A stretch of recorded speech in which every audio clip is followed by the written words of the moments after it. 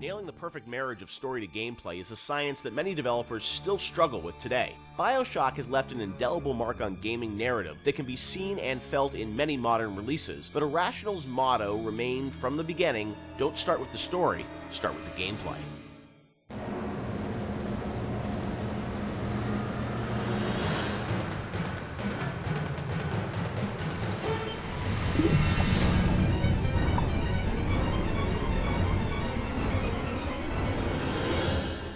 A lot of fans probably wonder about the process you go through in writing the story and the design for a game like Bioshock. You've talked about how it evolves over time and what eventually ships is very different than your initial vision. Do you guys write like a script or a design document for the game and that becomes sort of the Bible that everyone drives towards, or do you iterate much more? It's different for every game. Like System Shock 2, I went back to it recently. I wrote a design document, and we started that project in September, and the design document I saw was dated like October or something. So in a month, I wrote the design document, and it didn't change. A lot of it, got expanded upon, but the basic design really didn't change on that. Where on Bioshock, I think it evolved in real time much more. We had a pretty substantial design shift, like a year before the ship date. For Bioshock? Bioshock, yeah. It got to be much more about the experience of being in Rapture than about being in your character sheet. And so the game evolved more towards that experiential kind of thing and making sure every idea was expressed in the world as well as just on your character sheet. So before you'd have a lot of things like, oh, I'm doing fire damage or electrical damage, but that was sort of a number flying off ahead versus, the whole notion of there's barrels and you light them on fire and then you can pick them up and throw them. But you'd have stats coming off characters and all that stuff? Much more so. Oh, really? And that evolved, sort of, we did a design shift, but I don't know how well that got documented. I think we were moving so fast that we were just sort of changing things, laying down the tracks as we went right ahead of us. And the same with the screenplay, the screenplay there is no screenplay. It's a bunch of probably Excel files and fragments of Word documents that I'd write and I'd go to recording sessions and I'd rewrite on the fly once I hear the actor perform, because once the actor takes on it, you listen to their voice and you say, what you wrote doesn't really matter. What is the right thing for this actor playing this role to be saying?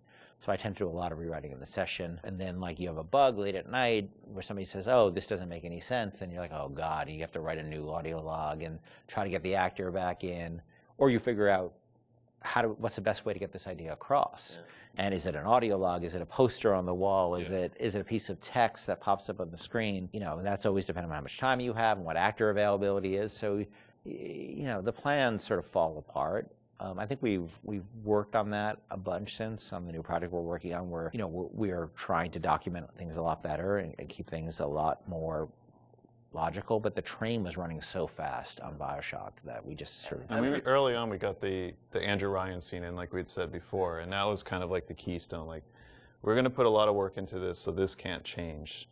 Everything that happens before or after that don't really involve a lot of departments working together to make a scene, those things are very malleable, and if you need to change audio logs to represent a story, if you need to add lines or take away lines, that's very doable. And I think for a while we even had text-to-speech. We even did that, I remember for Infinite with Booker and Elizabeth and all their dialogue, and that really didn't work very well, because you'd have these dramatic scenes and it'd be like, Elizabeth, we need to go to Comstock, and it just... Yeah.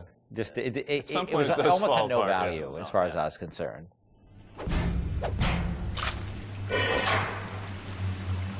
Atlas radioed on ahead.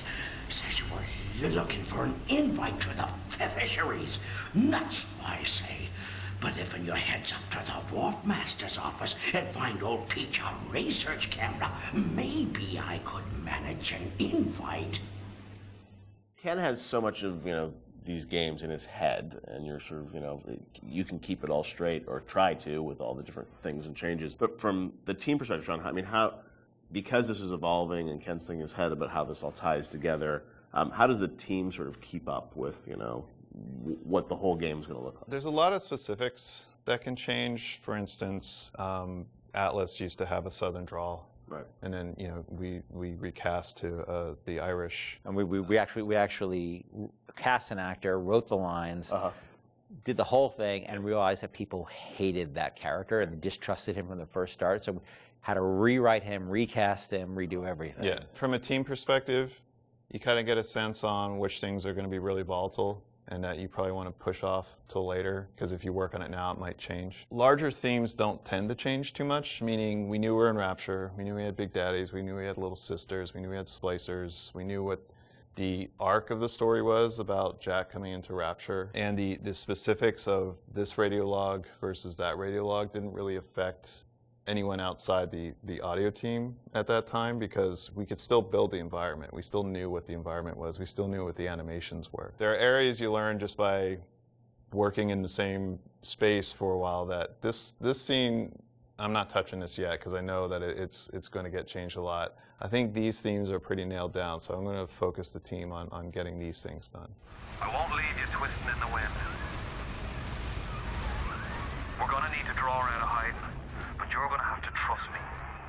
The audio logs were, a great part of the game, and something that if you're a true fan, I mean, people really go in and listen to those and piece that all together. But I imagine there's a lot of work that goes into deciding, well, this is better for an audio log versus game dialogue, and there's the act of sort of cutting back and sort of saying, we need to be clear about what the narrative is for the game. What was that process like? I mean, the audio logs, were there things you added at the end, or were those, ideas that you had for the game, but then said, hey, maybe we'd demote these a little bit and make them audio logs?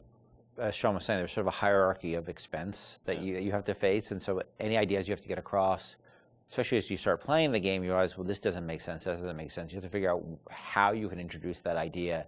And generally, as the train is moving, you try to think of cheaper and cheaper ways to get those ideas across. It's less important, it goes to an audio log. If it's less important, it goes to a poster on the wall.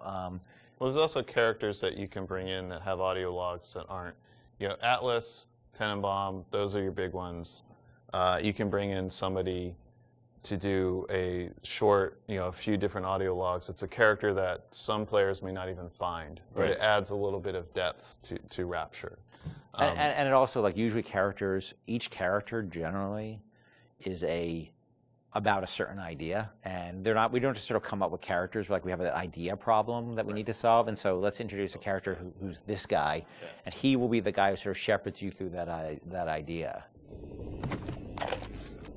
Julie, my dear, I am trying to run a business here. You want to spend time with my honeybees? Well, I'm going to have to start charging you for the pleasure.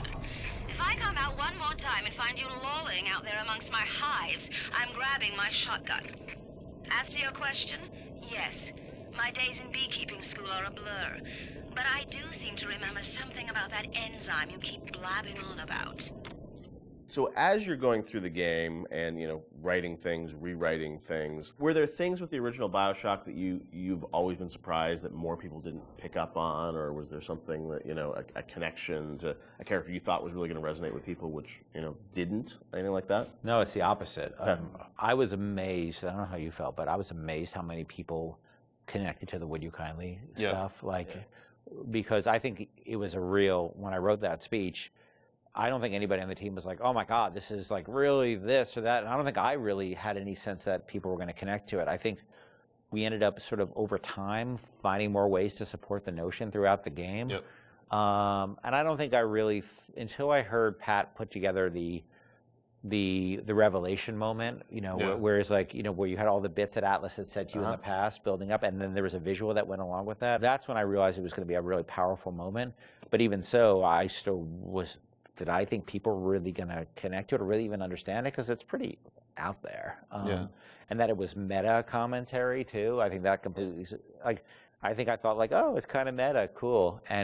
But people connected to it in a much bigger way. Yeah, the choice and age and everything, and also just, being able to kind of roll back and think of all those other moments throughout the game. And so, a great revelation like that, they're few and far between in games where you sort of then you want to play it again, you're just oh wow, really, that does all make sense, right? Yeah, I think as a team, we were definitely proud of what we had done. But up till that point, SWAT 4 was the biggest game that we worked on, and we had no expectation of that anybody would pick this up. Or even Bioshock cosplay. I remember the first cosplay I saw with a guy in the Big Daddy suit, and his little daughter was in the kitchen cabinet. I think that was the first one I saw. I was like, whoa, people know this stuff, that's insane. Yeah, people were building these outfits, and that only expanded with Infinite. I mean, that sort of went crazy with Infinite, with people cosplaying Elizabeth and Luteces and Booker. It meant a lot to people, and I don't think that's something we ever saw coming, and we're deeply grateful for it, because it's one thing to make a game and get good reviews and stuff like that. It's another thing to have things that people are having their weddings themed around it, and their tattoos and